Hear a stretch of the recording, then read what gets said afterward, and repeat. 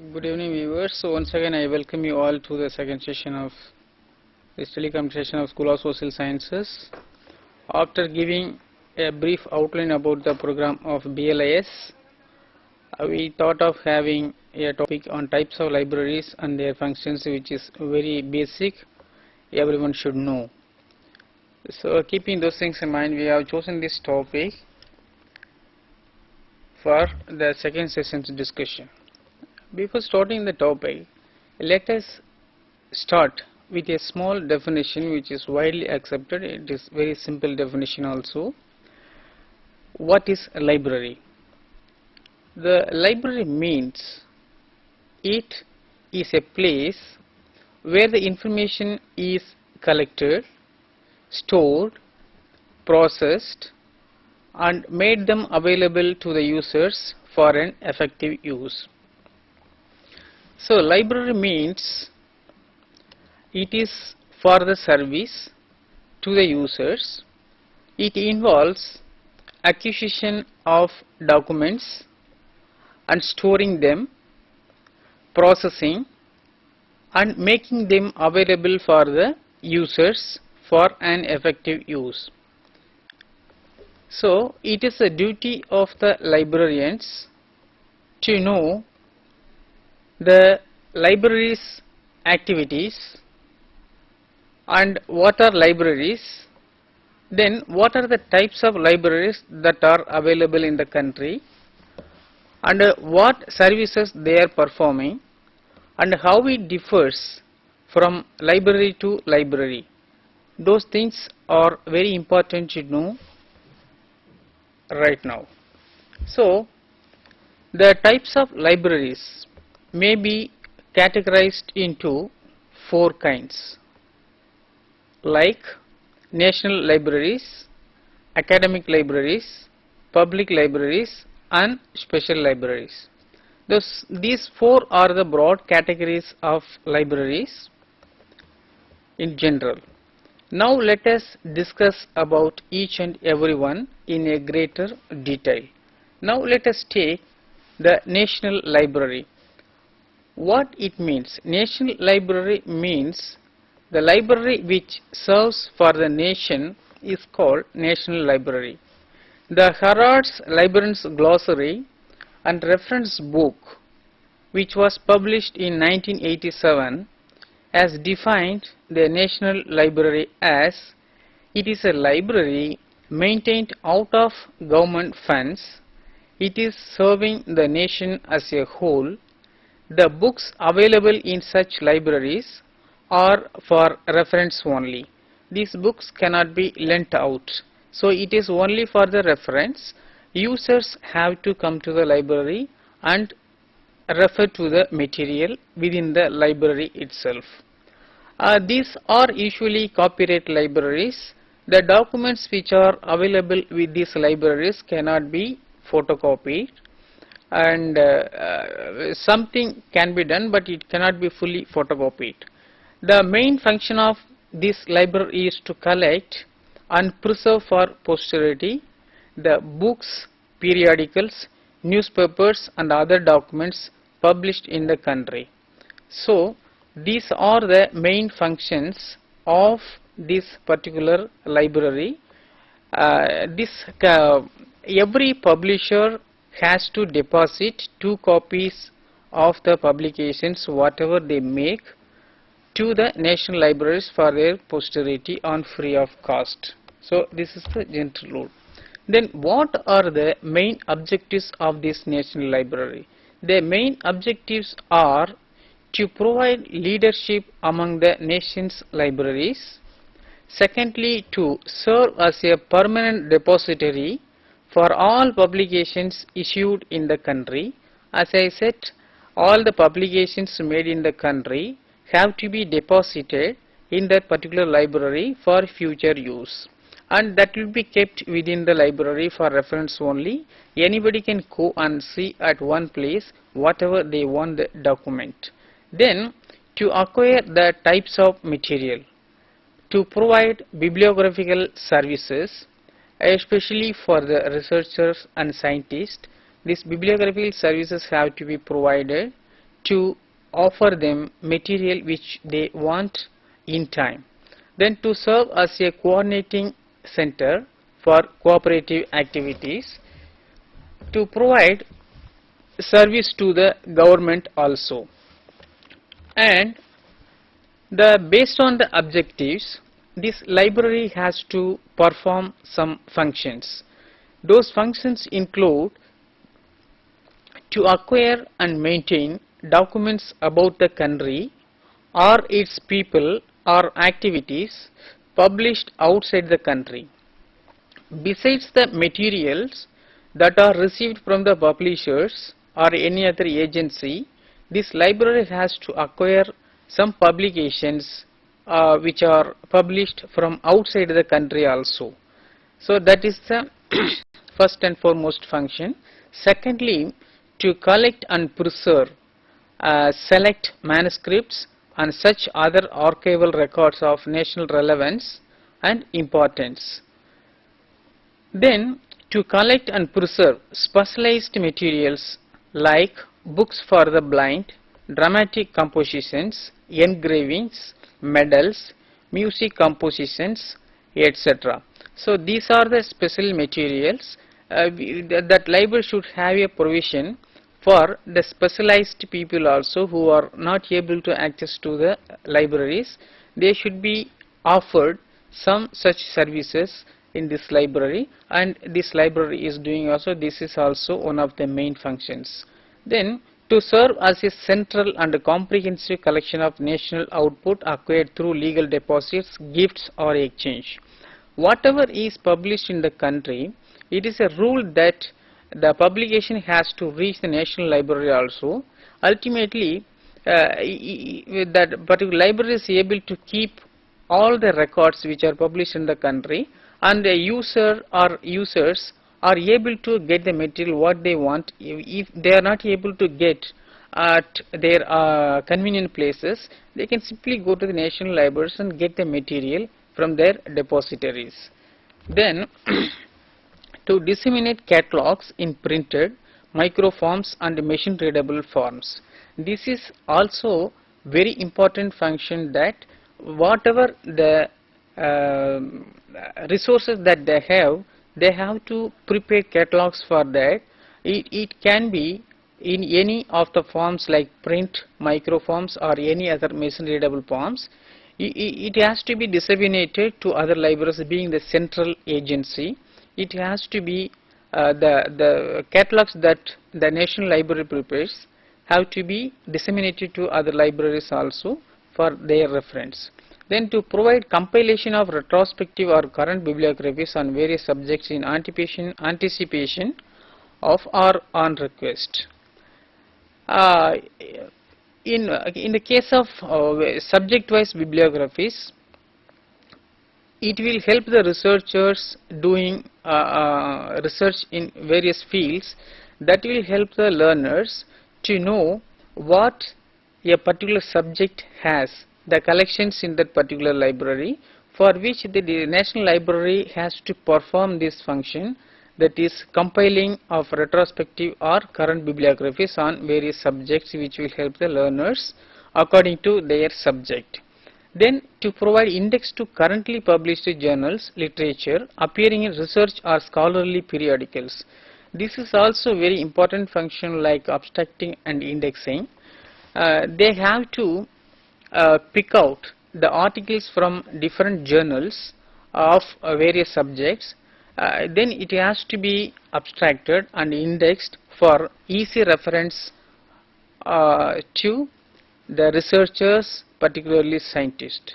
Then to prepare abstracts of current literature on subjects of national interest. Then finally to prepare national bibliographies of books, periodicals and other non-print materials. As I said earlier, whatever the material is produced in the country, we have to prepare the national bibliographies of books that are available in the country as a whole, for periodicals and also for non-book materials other than print. This National Library is of various types. These types or in terms of their functions and other things. So this can be categorized into many ways. If you look at this particular table, it has been categorized. The National Library has been mentioned as types: comprehensive, by functions, by subject, by special group, and sub-national, serving a geographical area or cultural group. If you take comprehensive, it performs all the functions which we have mentioned in the previous slide. So for example, National Library of Canada, that performs whatever the services what we have mentioned here, it is performing. So it is for comprehensive type of National Library as an example.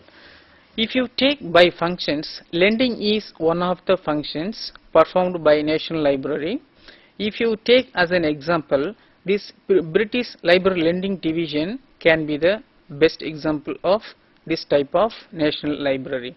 Then by subject, so there are so many fields like agriculture, medicine, science, zoology, botany, biology. These are the different areas of science. For that also we have particular libraries in India, India as well as abroad. If you take the subject agriculture, there is a separate exclusive library for that, National Agriculture Library, USA. If you want to have some literature on agriculture, you can have any type of literature from that particular library which is located in USA, particularly for agriculture. Similarly for medicine, also you can have the literature that you want in the field of medicine can be had from the National Medical Library, India. Then Science Library, National Science Library, India, which is located at UNESCO. That is a science library. You can have that National Science, Indian Science Abstract also from that particular library. That is called National Science Library. It's a NISCAR, which stands for National Science Communication and Information Resources in New Delhi. Then by special group, there has to be a provision for physically challenged people also, like blind, and a special group of legislators. For that we have to have some libraries which is of national importance. For the blind, if you take as an example, National Library for the Blind, UK, is a special library which provides that library facility for only the people blind, who are blind. Then National Diet Library, Japan, is also providing the services to the legislators. When you come to the last category, it is according to the area, state and cultural group. National Library of Wales, this is related to a particular area. National Libraries of Serbia, this is in USSR in a particular state. Then cultural group, National Library of Scotland. So these are the types of national libraries which are available in India as well as abroad. So the main thing here is that the National Library is of serving for the country, nation, and getting the material from the publishers which are published all over the country for depository and for posterity, also for future use. So if anybody wants the material, the library should be able to provide that material which it has and published from the country. So this is the brief outline about the National Library. Now let us talk about academic libraries, which are very important. Then this is little different from the National Library in terms of size and a group of users, and this is particularly related to the academic community. Say for example, school libraries, college libraries and university libraries. These three are the main kinds of academic libraries. Now we can see one by one. If you take school libraries, within the school libraries there are four kinds. One is primary, middle, secondary and higher secondary. These four are the different types of school libraries available in India. If you take primary and middle schools, their main objectives are generally the users of the school libraries are students. The main objectives of these primary and middle schools are to foster book-mindedness, we have to create the mentality of the students to make book-mindedness. Then to strengthen learning skills through kids, we have to use some uh,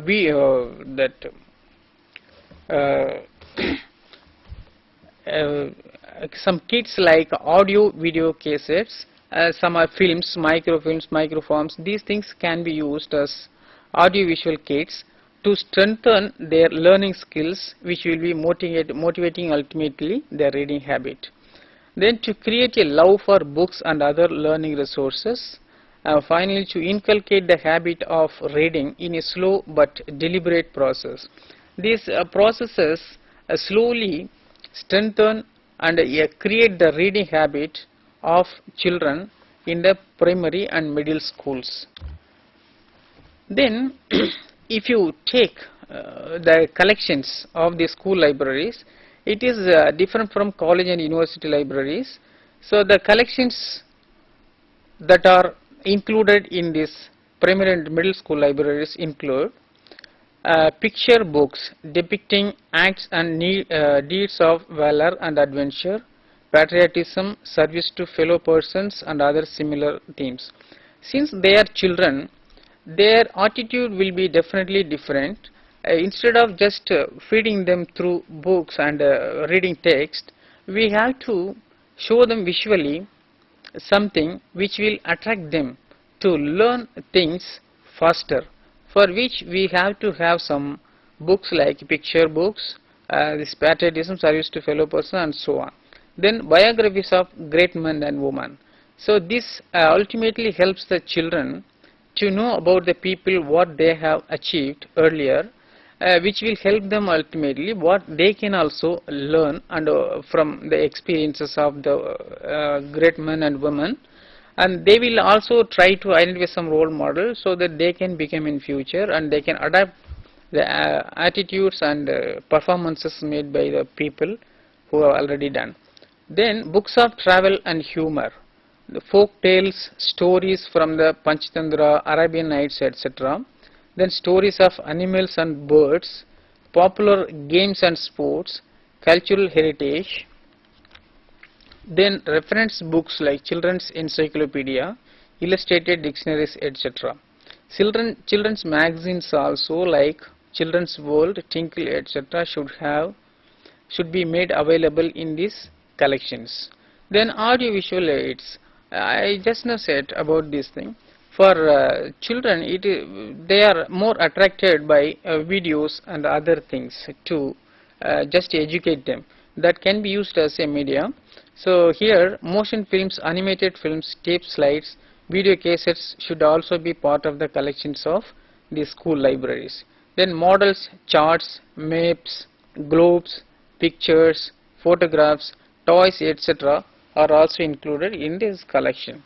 Then based on the collections and objectives, what are the services which can be performed by primary and middle school libraries? Reference service to the users at request.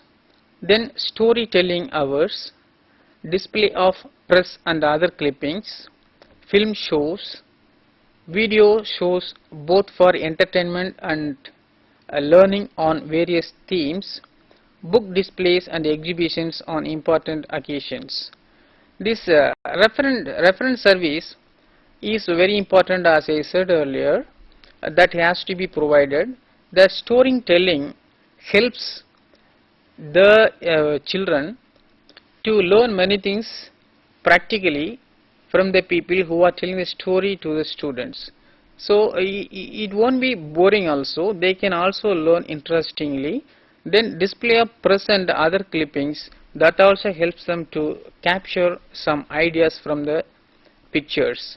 Then film shows, that also related to education can be telecast to the students for learning many concepts and difficult things through film shows. And video shows also like film shows, it should be for entertainment as well as the learning on various themes also easily. Then secondary schools. The users of this category are little different from the primary and middle schools. They are slightly elder than the others, so their attitude will be little more mature than the other students of primary and middle schools. Now let us see what are the objectives of this type of libraries and what are the roles of these librarians. Now the main objectives of these libraries are to inculcate the habit of using the school library, course like course requirements, general knowledge, recreation. Here there we are just motivating by doing the things by the LAS professionals. Here we just motivate the students to do how to use library and how to have access to the collections themselves. So here we are just inculcating the habit of using the school library. There we are just making them understand what library is, what collections it has. But here we are just differentiating. We are just motivating them how to use the library themselves without any dependence.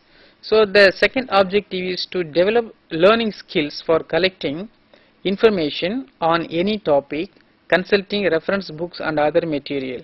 Here the learning process starts. How to use the library. We are just asking them, giving a new topic, to identify the reference sources or write something on the particular theme which has been given. That helps the learners to learn themselves independently, consulting some sources, and also it helps the library to make the documents usable more efficiently by the users.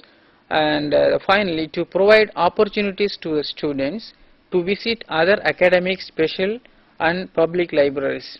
By visiting the other libraries, they will be able to differentiate how our library is and how other libraries are. Then they can also recommend some books. After visiting some libraries, they may have some idea from their visit to the libraries. They might have had some new books to them. Then the same can be recommended for our library also, which will be used permanently for them as well as the future coming.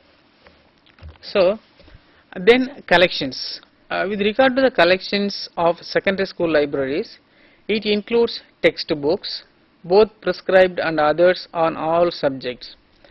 Here textbooks we have to have not only the prescribed and also the other books which are relevant to the textbook which have been prescribed. It has to be supplemented to the prescribed documents. Then relatively it should be more advanced because the learners are little mature than the previous ones. So they are themselves able to scan through the books independently. So we can have some little advanced books also. This will help them when they go for higher studies to do many things independently. Then general books. They not only they should be academic oriented, they should be able to know some other things also, like popular science, biographies of great persons, geographical explorations, sports and games. So these are the things about the secondary school levels, and as a whole primary and middle and secondary school levels we have covered. Now we are coming to the college libraries. So after completing their schooling, they are going to the college for the first time. Then their attitude will be definitely different from the schooling age. Here as I said, the libraries differ in terms of size and users and so on, and services also. If you take the users of college libraries, there are different categories. The categories may include UG students, PG students, scholars, teachers and administrative staff. So collectively they are called users only. Within the users category, these are the kinds. Now what are the collections in the college libraries? One should know. Textbooks, it is common, it was in the school libraries also. Here also we need textbooks. In addition to that, we should have materials like reference books, like encyclopedia, subject and language dictionaries, handbooks, manual, bibliographical sources, geographical sources, and so on. And light reading material such as humor books, art books, and fiction. Then journals, which are very prominent source for the college students. Then audio visual material such as films, pictures, audio cassettes, video cassettes, etc. So based on these collections also, they have to use some procedure for developing the collections in the college library, for which what the librarians, what we have to do, we have to take a request from the users based on the demand. The collection has to be enriched based on the demand only. It really increases the utilization of the documents and the user satisfaction also. So these material are to be available in college libraries. Then what are the main objectives of college libraries? If you take the first one, we have to adhere to the objectives of the institution, parent organization. Their main aim of the library should be, the library should accomplish the objectives of the institution, what they want to achieve. We have to just cooperate to their need. And to increase the usage of resources and users satisfaction, just now I said, by just taking a request from the users or recommendations, when they visit some other libraries or when they attend to the classes, teachers may recommend some useful books which may not be available in our library. So that has to be taken from the users and faculties also. If it is relevant to the curriculum or if it is needed by our students, it has to be provided. So this is the way how to select a document, make it available. This will ultimately increase the usage of resources and users satisfaction. Dumping the documents which are not relevant and usable by the students does not mean anything. We have to just keep the documents which are really useful and in need of. Then to make the users aware of the collections. Here the importance of user orientation comes. When the students from the schools come to the college for the first time, they may not be aware of the libraries or collections, how to use them. For which what we have to do as LIS professionals, we have to organize orientation programs to make the learners, so users, aware of the collections what we have and what is our library, what's our physical planning, how many sections we have, and what are the performance of activities of different sections. These things have to be informed the users through orientation. Then only they also know, and we also are supposed to do something for the users. When they come to the library, we have to work and they are also satisfied. We are also getting our material utilized efficiently. Then to enrich the collections based on the needs. This also I mentioned in the function that objectives. To enrich the collections, we have to do need-based survey first of all. We should not go for the collection development based on the statistics, because the same book may be used by many people and some good books may not be used because they are not aware of the books that are available. That may be of course better than the book what they consulted. So for that what we have to do, first of all we have to need based survey what they want exactly, and we should have some interaction with the faculties and users also in general. And it is better we can have exhibition also in the campus, so that the users can, users means students, scholars and faculties also, they can personally come and choose books from the display. That will also help them. They can also quickly go through the contents, whether it will be useful to our students or not. That is the way how to enrich the collections based on the needs. Then the services, this is not much different, but this really that services that are rendered by college libraries are different from school libraries. Here lending service is done, that is circulation. Then reference service, current awareness service, which is done on the based on current awareness service, like new clipping services, and then display of new editions. These are the current awareness services offered by college libraries. Then abstracting and indexing. This is also very important. This I have already mentioned when I was talking about national libraries, indexing to the periodicals. Then a reprographic service, we have to provide reprographic service also. Some material may not be possible to lend out. For that, we should have that provision that material can be photocopied. So this is called reprographic service, that has to be provided either on free of cost or very reasonable cost.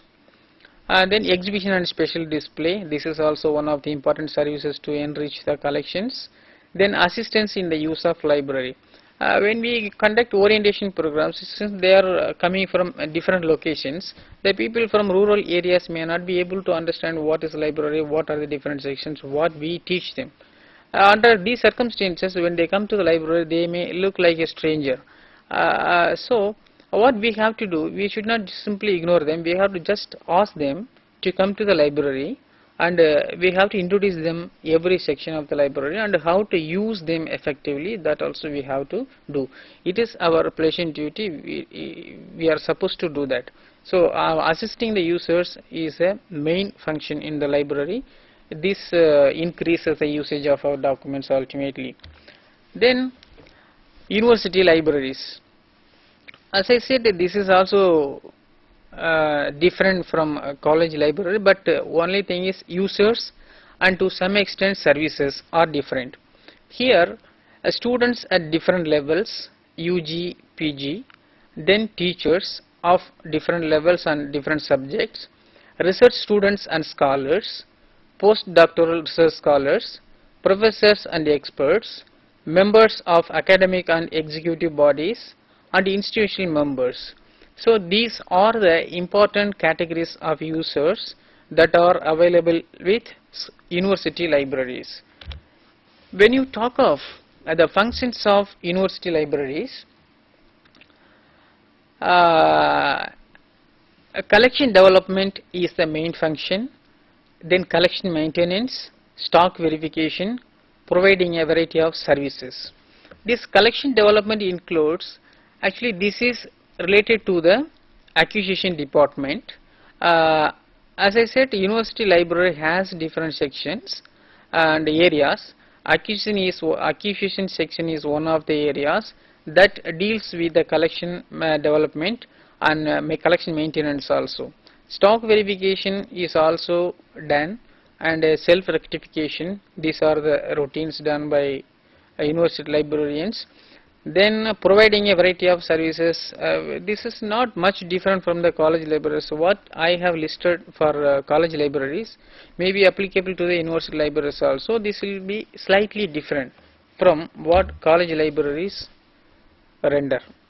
Then these services include lending, reference, current awareness service, selective dissemination of information service, alerting service, newspaper clipping, bibliographic service, reprographic service, translation service, which is very important. If a researcher wants to scan through a literature or article which is in a different language which he is not able to understand, that has to be translated with the help of the translator and made it available in his own language where he can understand.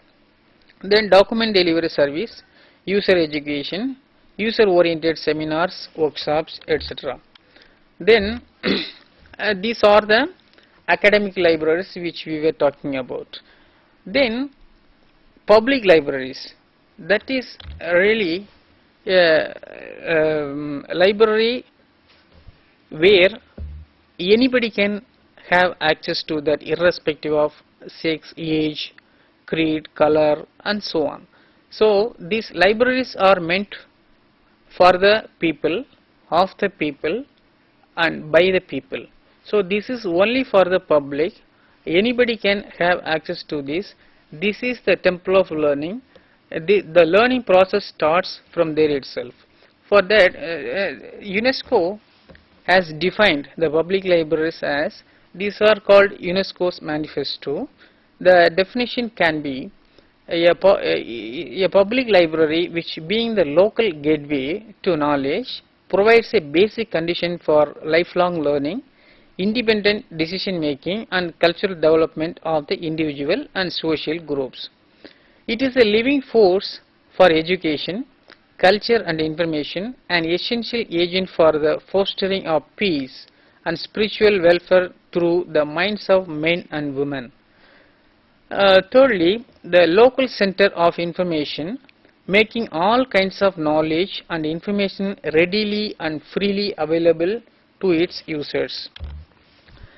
Accessible for all regardless of age, race, sex, religion, nationality, language or social status, and the libraries which have collections and services, all types of appropriate media and modern technologies as well as traditional materials with high quality and have relevance to local needs and conditions.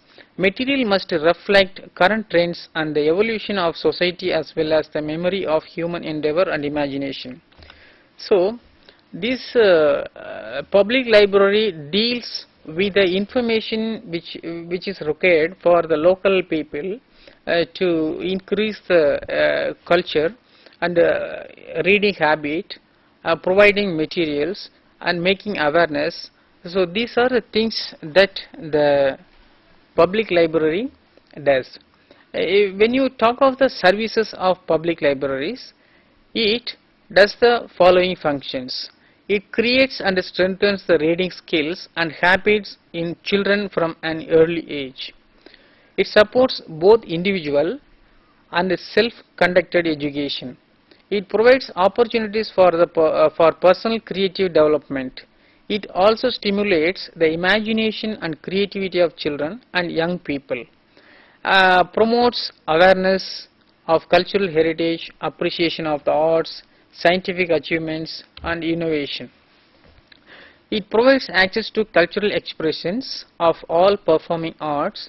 It fosters intercultural dialogue and favors cultural diversity. It supports the oral tradition. It ensures access for citizens to all sorts of community information.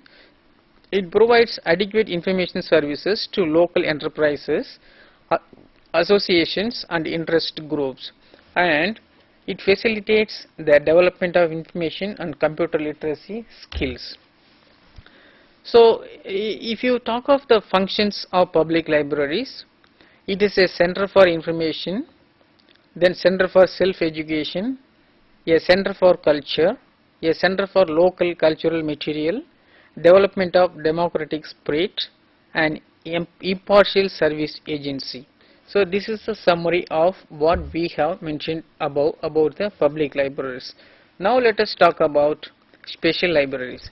Special libraries are totally different from what we have discussed so far. The libraries like school libraries, college libraries, university libraries and national libraries also. This is specifically for a particular group or activity or documents or special user group. If you look at this particular slide, you will try to know the different types of special libraries here based on the nature. The special user groups, kind of activity, subject group, type of documents. If you take special user group, for example, doctors, lawyers, industrialists, technologists, biologists, physicists, these are all the special user groups. If there is a library especially for the doctors, it is called special library by user group. Then kind of activity. If some activity is done in a particular field, for that also we can have a library, separate library exclusively for that. For example, nutrition is a field and it is an activity. Library of National Institute of Nutrition, which is located in Hyderabad, is a best example of this, where this library has the literature on nutrition only. So this is based on the activity. If a person wants to know the information on nutrition, he can go and consult. Then subject group. So it has different subject groups also. For subject also we can have different libraries that comes under special category, special libraries group. Then type of documents. For the variety of documents also we can have different libraries, that is film library, video library and manuscript library. For every kind of material we can have separate libraries. This comes under special library. Then what are the functions of special library? The main functions of special libraries are to acquire information as per the need of parent organization. When that organization suggests some material to be acquired, we have to stick to that, and we cannot go beyond that also. We have just acquire the same material what they want, and we have to make it available for use, because it is a special collection. To analyze, synthesize and evaluate information and data, to provide critical reviews, monographs, reports, etc., to provide critical compilations also, to provide state of the art report, and to provide replies to queries. So these are the main functions of special libraries, and moreover it is to provide reprints, bibliographies and references, to perform literature searches and translation services, to provide abstracts and indexes to periodicals, particularly scholarly journals, to prepare accession list, bulletins, newsletters, summaries of the collections what we have, then to disseminate current information and SDI, to stimulate research. This particular service, on selection basis, need based services, when you collect some material on particular area, selected area, that will help the users who come to the library, and when they go to consult that particular document, they have some confidence to carry out some research on a new area. So this service helps for that.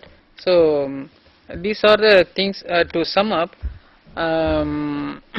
today in the discussion we have talked about the different types of libraries, which are very basic things for you to learn. With this we can have in future some advanced topics also.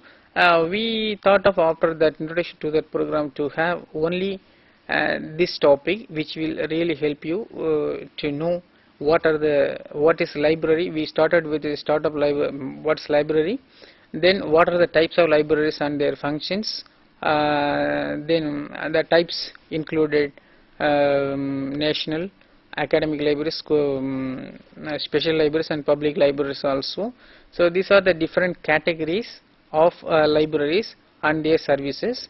If possible, please try to visit some libraries. I have quoted some examples also here. That will help you. At least if you are not able to go personally to the libraries, you can at least just go through the websites, through any site. You can see virtually the services of their libraries and what type of material they provide. That will help you to differentiate the libraries and to know what these types of libraries and what they perform, and which will ultimately help you to know what you have to do in future after doing this program. So these are the things that I wanted to share with you in today's discussion. Thanks for the patient listening. Thank you once again.